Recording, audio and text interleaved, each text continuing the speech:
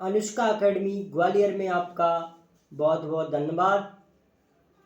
आज हम आप लोगों को ब्लूम टैक्सोनॉमी पढ़ाने वाले हैं, बीएस ब्लूम का वर्गीकरण। तो आप लोग इस क्लास को मिस न करें और यह क्लास ध्यान से पूरा देखिए। ब्लूम वर्गीकरण आपको बहुत अच्छे से समझ में आ जाएगा, तो ये क्लास बिल्कुल ना छोड़ें। ब्लूम वर्गीकरण, बीएस ब्लूम का वर्गीकरण पढ़ाने वाले हैं। चैनल का नाम है अपना अनुष्का एकेडमी ग्वालियर। तो इस चैनल को सब्सक्राइब करें, लाइक और शेयर करें। तो आज का जो सिद्धांत है ब्लूम का वर्गीकरण, ब्लूम टैक्सोनॉमी। तो ब्लूम ने अपने पुस्तक उद्देश्यों का वर्गीकरण में ब्लूम वर्गीकरण को 3 भागों में बांटा: संज्ञानात्मक पक्ष, भावात्मक पक्ष, क्रियात्मक पक्ष। ये 3 भागों में बांटा ब्लूम ने वर्गीकरण संज्ञानात्मक सिद्ध।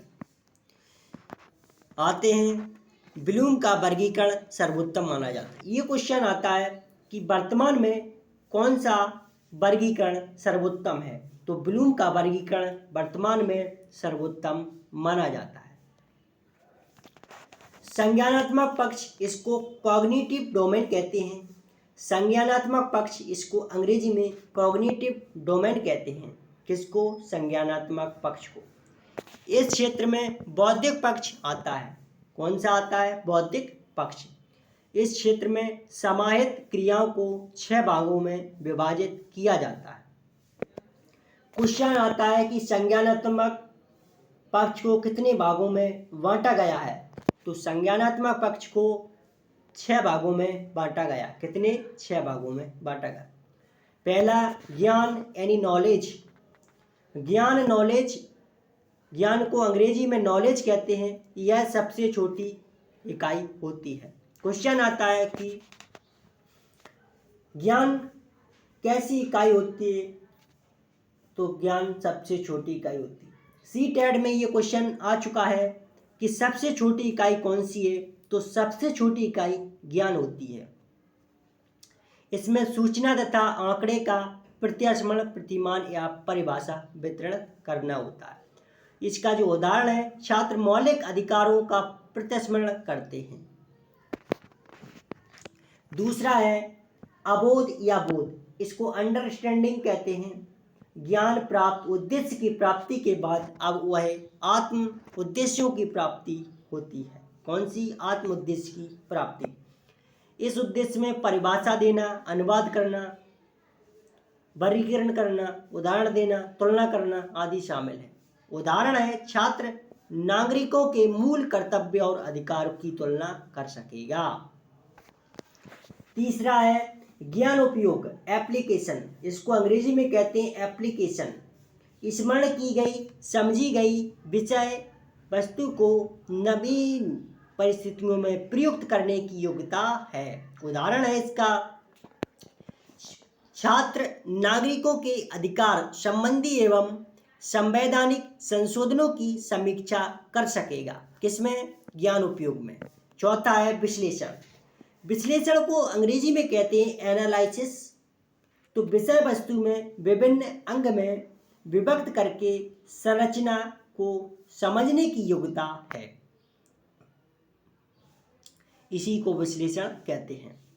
छात्र में गणना करना, मानचित्र पढ़ना, चार्ट बनाना, मॉडल बनाना आदि क्षमता का विकास होता है। अगला क्वेश्चन, संश्लेषण, इसको सिंथेसिस कहते हैं। अंग्रेजी में सिंथेसिस कहते हैं संश्लेषण को। छात्र का सामाजिक अध्ययन विषय के प्रति सकारात्मक दृष्टिकोण विकसित होता है। छठवां है मूल्यांकन। इसको अंग्रेजी में इवोल्यूशन कहते हैं। यह विषय वस्तु के आकलन करने की योग्यता है। यह 2 प्रकार का है, आंतरिक प्रमाण के रूप में और बाह्य प्रमाण के रूप में। 2 प्रकार का होता है। तो ब्लूम टैक्सोनॉमी का दूसरा जो भाग है वो है भावात्मक पक्ष। कौन सा? भावात्मक पक्ष। तो इसको कहते हैं अफेक्टिव डोमेन। ब्लूम द्वारा वर्गीकरण भावात्मक पक्ष के अंतर्गत शामिल है। स्वीकार करना, प्राप्ति या ग्रहण करना, इसको अंग्रेजी में कहते हैं रिसीविंग। क्या कहते हैं? रिसीविंग। यह प्रारंभिक एवं निम्नतम स्तर है। कौन सा स्तर है? यह प्रारंभिक एवं निम्नतम स्तर है। सीखने वाले उद्दीपक के प्रति संवेदनशीलता प्रदर्शित करता है। दूसरा इसका जो भाग है वो है अनुक्रिया। कौन सा? अनुक्रिया। दूसरा भाग अनुक्रिया, इसको कहते हैं रिस्पॉन्डिंग। उत्प्रेरणा अवधान में अधिक अनियमितता की अपेक्षा की जाती है। किसमें? रिस्पॉन्डिंग में। व्यावहारिकता की दृष्टि से इसे अभिरुचि भी कहा जाता है। क्या कहते हैं? अभिरुचि। अगला क्वेश्चन नहीं, ये तो हेडलाइंस हैं। तो तीसरी हेडलाइंस है मूल निर्धारण अनुमूलन। इसको अंग्रेजी में कहते हैं वैल्यूइंग। इसमें व्यवहार की प्रक्रिया आती है। कौन सी? व्यवहार की प्रक्रिया आती है। इसे अभिवृत्ति कहा जाता है। चौथा है संगठन या व्यवस्था। इसको अंग्रेजी में ऑर्गेनाइजेशन कहते हैं। क्या कहते हैं? ऑर्गेनाइजेशन। व्यक्ति का व्यवहार सामान्य का किसी एकांकी अभिवृत्ति से उत्प्रेरित न होकर अभिवृत्ति समूह से होता है। ऐसे समूह को संगठित रूप को व्याख्या कहते हैं। मूल्य का लक्षण वर्णन, कैरेक्टराइजेशन ऑफ ए वैल्यू। मूल्यों को निरंतर आत्मसात करने से कार्य प्रभावित होते हैं। प्रक्रिया से स्तर पर बहुत प्रभाव जीवन पर, दर्शन पर पड़ता है। चौथा जो भाग है ब्लूम टैक्सोनॉमी का, तीसरा जो भाग है उसके अंतर्गत क्रियात्मक साइकोमोटर डोमेन कहते हैं। इसके जो भाग हैं निम्न श्रेणियों में विभक्त किया जाता है। पहला है परिचालन कार्रवाई। इसको अंग्रेजी में कहते हैं मैनिपुलेशन। इस कार्य में शुद्धता लाने के लिए निर्देशों का पालन करता है। दूसरा है शुद्ध नियंत्रण कंट्रोल। धीरे धीरे नियंत्रण द्वारा कार्य को शुद्ध सही करना प्रारंभ करता है। तीसरा है संयोजन समायोजन कोऑर्डिनेशन। वह क्रमबद्ध रूप से कार्य को करते हुए कार्य में सामंजस्य बैठता है। चौथा है उद्दीपक। इसको अंग्रेजी में स्टिमुलस कहते हैं। क्या कहते हैं? स्टिमुलस। किसी भी कार्य को होते स्वयं देख कार्य प्रारंभ कर देना स्टिमुलस कहलाता है। स्वाभाविकरण नेचुरलाइजेशन। धीरे धीरे वह कार्य स्वयं का स्वभाव बन जाता है आदत कौशल के रूप में। तो आदत निर्माण को अंग्रेजी में कहते हैं हैबिट फॉर्मेशन। क्रियात्मक पक्ष का सबसे उच्चतम स्तर है। पक्षों को अलग नहीं किया जा सकता, एक दूसरे पर निर्भर है।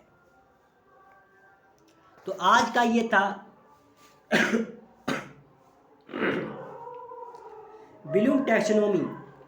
आज आप लोगों को समझ में आ गई होगी अच्छे से। वीडियो एक बार और देख लेना। अपना चैनल इसको सब्सक्राइब कर लेना। अनुष्का एकेडमी ग्वालियर। यहाँ पर सीटेट 2022 जो दिसंबर में होने वाला है उसकी निःशुल्क तैयारी कराई जाएगी। अगली क्लास में फिर मिलते हैं, तब तक के लिए धन्यवाद।